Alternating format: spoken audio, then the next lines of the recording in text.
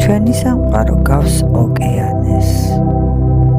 ზედაპირზე თითქოს მშვიდი, მაგრამ სიღრმეში უამრავი უხმო მოძრაობა ხდება. იცვლება ნაკადი, სიმშვიდე, სხივი, დინება, ისე როგორც ჩვენს ცნობიერში და არაცნობიერ გონებაში ხდება ცვლილებები. ცნობიერი ისაა, რასაც ვხედავთ, ჩვენი გადაწყვეტილებები, სიტყვები, ყოველდღიური არჩევანი.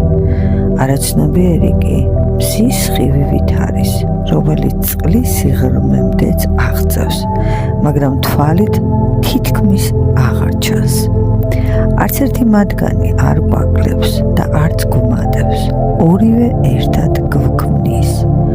როცა ვუსმენთ საკუთარ მოძრაობებს, ფიქრს, ემოციებს, იმპულსებს, აღმოჩნდება, რომ თითქოს თითოეული მათგანი რაღაცას გვასწავლის.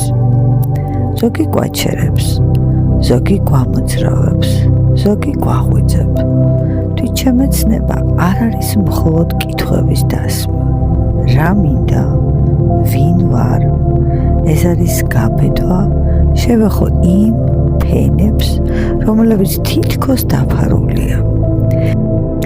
ის სიღრმეები, სადაც ჩვენი რეალური ძალა ბინადრობს, ზედმეტი ხმაურისაგან თავისუფალი. თევზების მოძრაობაც ამას გვახსენებს, თითოეულ მათგანი დინებას მიჰყვება, მაგრამ ამავდროულად თავისი მიმართულება აქვს. წყალქვეშა ვეშაპი დიდებულად ცურავს, თითქოს უხილავ ძალას მიჰყვება. თოლია ზემოდან გვახსენებს, ყველაფერი ერთია, ზედაპირიც და სიღრმეც, ხედვაც და გადააზრებაც. ჩვენშიც არსებობს ეს ორი სამყარო, რაც ზედაპირზე ჩანს და რაც გულში ჩუმად დაფარულად მუშაობს. თვითშემეცნება არის მიღება იმის, რომ ჩვენში ყველაფერი ცვალებადია, როგორც წყლის დინება.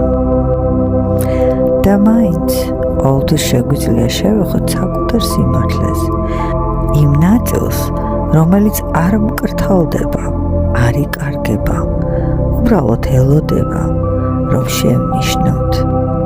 როცა საკუთარ თავს ვუსმენთ, უფრო ნათელი ვხდებით. როცა ვხედავთ ჩვენს დაფარულ ფენებს, უფრო თავისუფლები ვართ. როცა ვაღიარებთ ჩვენს ძლიერებას და სისუსტეთ, სწორედ იქ იწყება ჩვენი ზრდა და განვითარება. და ბოლოს, რაც უფრო მშვიდად